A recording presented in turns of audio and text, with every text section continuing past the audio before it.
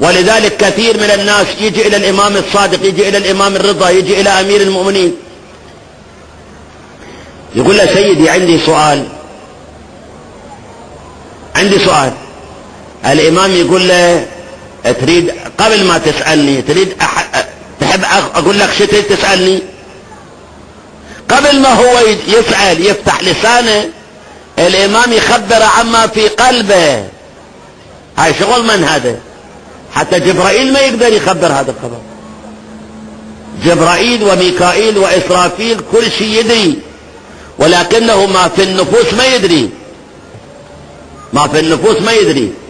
الله تعالى عليم بذات الصدور. الإمام أيضا في هذه الروايات عليم بذات الصدور، فعلم الإمام من الله، والعلم الذي من لدن الله تعالى يعطيها لأحد ما بغلط ولا بخطأ ولا فيه اشتباه ولا فيه شك ولا فيه مراجعة. علم الله تقرأ آية الكرسي: وسع كرسيه السماوات والأرض. كرسيه يعني علمه. علم الإمام وسع السماوات والأرض.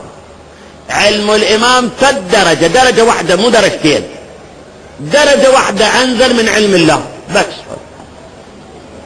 درجة واحدة. يعني أول العلم الأول هو علم الله، لا يعلم الغيب إلا الله. درجة واحدة تنزل تجي إلى علم الله سبحانه وتعالى.